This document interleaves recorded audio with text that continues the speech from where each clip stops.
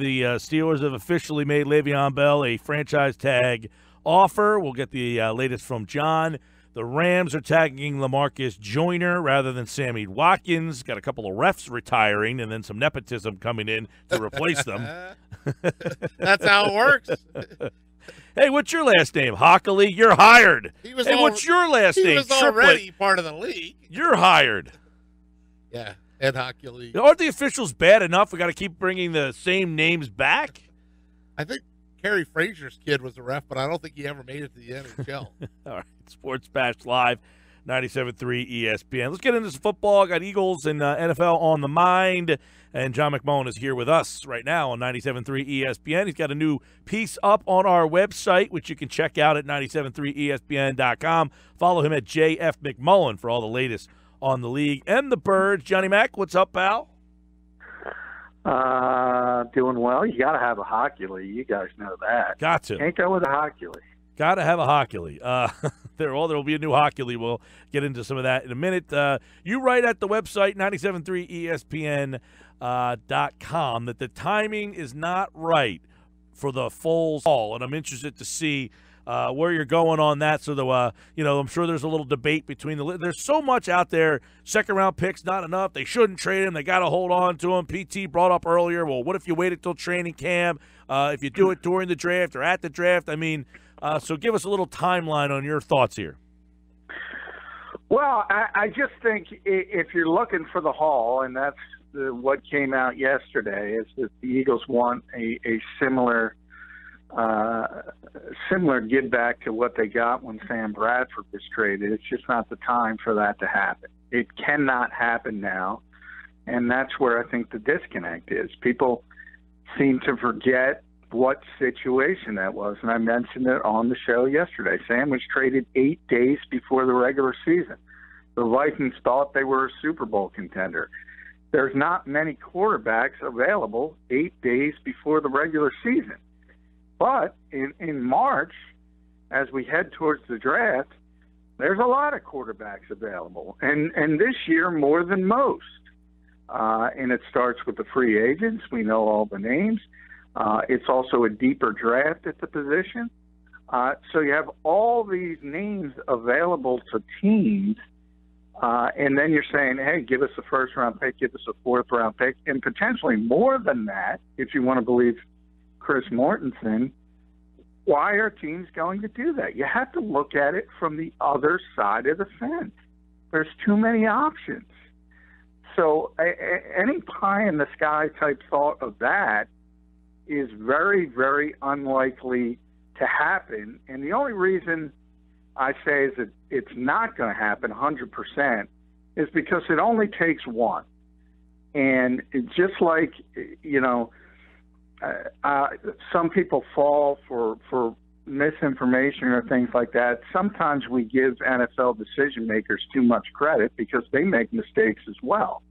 So it only takes one to overpay, but it's very, very unlikely because there's just too many options to give up that kind of capital for a quarterback. And remember, people want to keep watching Super Bowl highlights. That's fine. Nick Foles was phenomenal. But if you're a talent evaluator, you're looking at everything. You're looking at Oakland. You're looking at Dallas. You're looking at the Giants game. You're looking at what he did when he was with the St. Louis Rams. Can I stop you right there, John? Can I stop you right there then? Sure. What about forgetting what they got in return for him when they did, in fact, trade him to the Rams? Well, sure. I mean, and that was a situation where you had a very rare trade of starting quarterbacks, which rarely happens in this league. And that was sort of, Chip Kelly kind of earmarking that even after the 27-2 season, and then Nick came back and still played pretty well. Obviously, there was going to be a sort of market correction from a statistical standpoint. Everybody understood that, but Chip never liked Nick Foles, and he wanted a more accurate quarterback. And we've talked ad nauseum about sort of Sam Bradford being this white whale amongst talent evaluators in the NFL. They love him. Gil Brandt says today he's never seen a better workout pro day from an accuracy standpoint than Sam Bradford. People don't understand that, and I mentioned it yesterday on the show, and I predicted I'd get a lot of heat for it, and I sure did, because people are still in the Super Bowl glow and they forget the bad stuff with Nick Foles. It's not my fault that people in this league think Sam Bradford's more valuable, now a healthy Sam Bradford, at least a more healthy Sam Bradford, than Nick Foles. That's what they believe. I don't understand. Do people want me to lie to them? Because it seems they want that. John McMullen's with us, our 97.3 ESPN Eagles insider. Now, John, doesn't history, as far as Nick Foles goes, or the quarterback position goes, and Howie Roseman, doesn't Howie Roseman's history show that he's content to kind of sit and wait until the price goes up? Because I know Denver was coming after Sam Bradford. You write about that, and his history shows that until it's a deal that knocks his socks off, he's not going to make it. Yeah, and remember, if you go back to that year, Denver offered two second-round picks for Sam. And I'll freely admit, I thought Howie was crazy at the time. I thought the Eagles were crazy at the time for not taking it. And they waited, and then the best-case scenario happened. But also remember, that was the plan. That's what they wanted to do, is they wanted Sam Bradford to start that season. They wanted Carson Wentz to sit and sort of red shirt and sit under the learning tree. That was the plan, and they were going to go forward with that plan. And they were comfortable keeping Sam. Only when they got bowled over by a desperate team did they shift gears and change plans, which turned out to work beautifully for them. In this type situation, they also could feel very comfortable moving forward with Nick Foles because Carson's rehabbing, because he's still at a manageable salary, and they could wait to deep into August. But it's very, very unlikely that that same scenario is going to happen, where such a devastating injury to a good team is going to happen so late. It's probably not going to happen. So to me, it comes down to, do you want to get as much as Nick Foles can get you now, or are you comfortable keeping him for one more year and then losing him for nothing? That's the real question. John, how much does Carson Wentz's health factor into the decision on Foles, and also their confidence in Sudfeld? Because Mike says that he says you take Wentz out of it, that Sudfeld is the key on whether or not they make a move on Wentz or on Foles, because their confidence in Sudfeld. Yeah, I mean, I think they're pretty confident. Obviously, you can't be as confident in Nate Sudfeld as Nick Foles being your backup, but I think if they got the deal that they wanted tomorrow, they'd be comfortable moving forward with Nate. So I don't think that's an issue, and I don't think the rehab's an issue whatsoever. I've said from day one, the Eagles believe Carson will be back for the opener, and even if he's not, he's going to be back early in the season. So long term, that's not a concern. I mean, you could, worst case scenario, you could fight your way through 2 or 3 weeks if you're getting significant value back. I mean, that's just more important than having a guy sitting a very good option to play for 2 or 3 weeks. It's just more important to get significant assets in return. Hey, John, what about we talk about Sudfeld and what do they think about him, which I think, is a big factor in this, that they're comfortable with him because they know Wentz is coming back at some point, whether it's week 1, 2, 3, 4, 5, he'll be back. So if they like Sudfeld to get him through a month or two, or go out on the free agent market and bring in another quarterback. I mean, there's a couple of veteran guys out there who are in the Foles realm, the McCowns, Fitzpatrick. There's other veteran guys that you could say, I view you that you can be what you could do what Foles did. I mean, because a lot of what Nick Foles did isn't so much, the fact that, Nick Foles is going to do this consistently. It's that this team was clicking at the right time and that he was a big factor in that. But I don't know that anybody. How dare you, Mike? I don't know that anybody thinks that Nick is going to play this well over a 16-game season. But you could bring in another veteran who, when you bring in a veteran quarterback who has starting experience and they come in as a backup, your hope is that when you get called upon, that the season will not be a disaster because you're the guy now, that you can keep a season afloat when the starting guy gets hurt. So there are guys that fit that mold on the current market. Yeah, well, number one, I got 1,000 Eagle fans calling me names that disagree with you and think Nick Foles is Joe Montana. But beyond that, there's two ways to think of it. The Eagles should know better than anyone else right now how important it is to have a really, really good backup quarterback.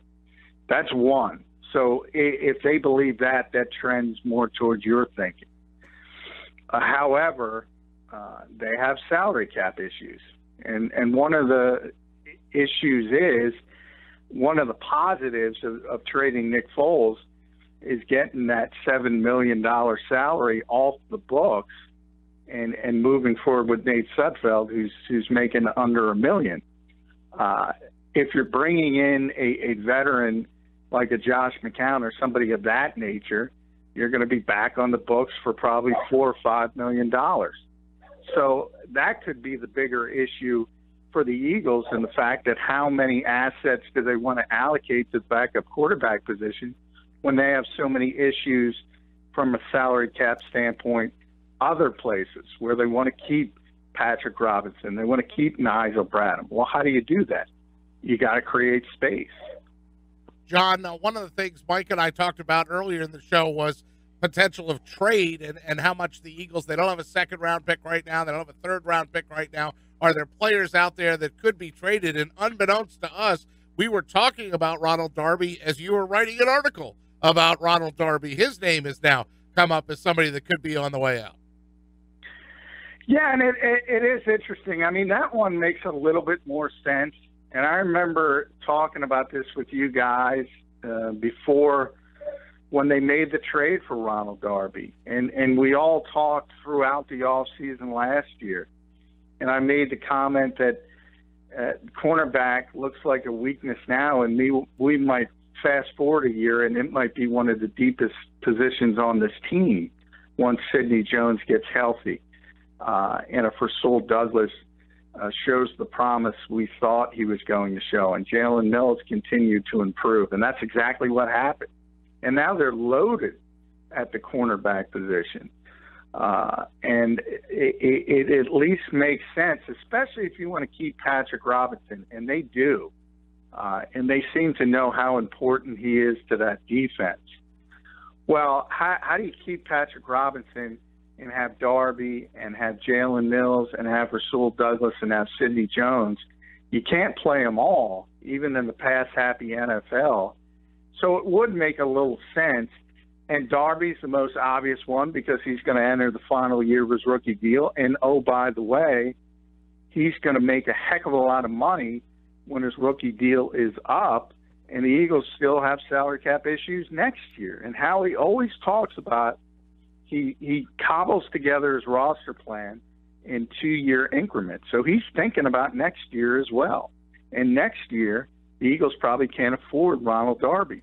So maybe it's better to get a draft pick for him. And you mentioned the cap. The NFL is upping the salary cap by $10 million this year to $177.2 million. How does that help and affect Philadelphia?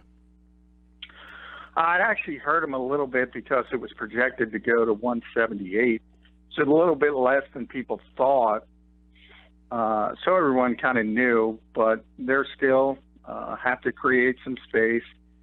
And they're still, with Miami, I believe, the two teams with the least amount of space as we head towards the new league year. But we always talk about how creative Howie is, and I expect him to continue to be creative. And the Eagles will figure out ways, but let's just put it this way. They're not the Cleveland Browns or the New York Jets who have $100 million to work with.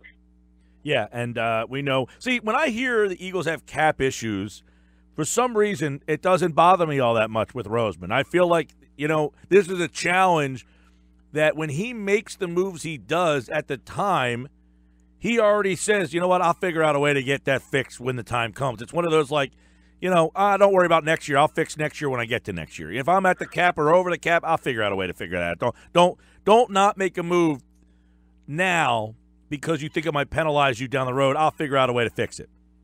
Well, yeah, I mean, he's done it. We talked about all these things last year, and he managed to get guys in. Right. And Alshon Jeffrey being the most notable on a one-year prove-it deal. But there is a difference because a guy like Jeffrey wasn't in the Eagles' view until he got to the market, and what he thought he was going to get, he wasn't going to get.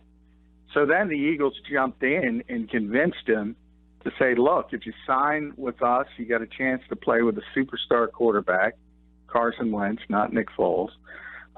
And from that point, we'll take care of you when we do have the space. And that's exactly what they did and gave him an extension in December. So he's very good with that type of thing. And obviously it's easier to recruit when you're the Super Bowl champions and you do have a star quarterback. So all that kind of stuff helps the Eagles. But you do have to point out that you can't do whatever you want. And teams like the Browns and the Jets, they can do whatever they want because they have that kind of space. Yeah, John, real quick, thinking about salary cap stuff, Adam Kaplan tweeting, for those asking about Eagles tight end Brent Celek, I'm told he still wants to play. He's on the books for $4 million this season, final year of the contract. Team has 5 tight ends under contract, but only 2 of them have played in a regular season game. That's Celek and Ertz. So if Celek says, I want to play, does that put the Eagles in a bind? It does. That's one of those where I think almost they were hoping he would retire because that's not kind of one you want to take on. You certainly don't want to release a player who's meant that much the team, the organization, finally gets over the Super Bowl hump. I would think, they need a blocking tight end. Brent can still block. He's not great, but he's still a serviceable player. You might see a restructure there. They're certainly not going to bring him back at that number. But I don't think they want to outright release him. And maybe they can work something out, but he's a candidate for a restructure because they're probably not going to bring him back at his current number. John, since we're on tight ends and talking current numbers, Mike and I were talking earlier in the show, since today's franchise tag day, about what the different franchise tag numbers are for the different positions, and tight end was the second lowest at just under $10 million, $9.8 million. Kicker, punter, my favorite position, of course, at the bottom there. But what does that say about the tight end position as a whole around the league if they're valuing that the second lowest? Well, it's always an issue, and that's one of the big things Jimmy Graham, when he was at the top of his game, he used to always fight about, and people, because the game has changed so much, almost these designations are kind of antiquated. And for a guy like Graham, who rarely plays inline, he was always arguing he essentially was a receiver and should be put under the receiver franchise tag because they make more money. Le'Veon Bell wants to argue that he's not only a running back, but he's also a receiver because he wants more money. So it's just one of those things. It's an imperfect system, and it comes down to what you're labeled as and what you are on the roster. And right now, a tight end's a tight end, whether it's an inline blocker type, like there aren't many left, but like Brent Celek, or it's a guy who's a glorified receiver like Zach Ertz or Trey Burton. They're all the same, even though they're different players. John McMullen at JF McMullen. Don't forget, follow him on Twitter. Check out his piece on 97.3ESPN.com all off-season long. We got the NFL covered right here on the Sports Bash. He, like all guests, appeared via the Boardwalk Honda hotline. Thank you, pal. Hey, thank you, guys.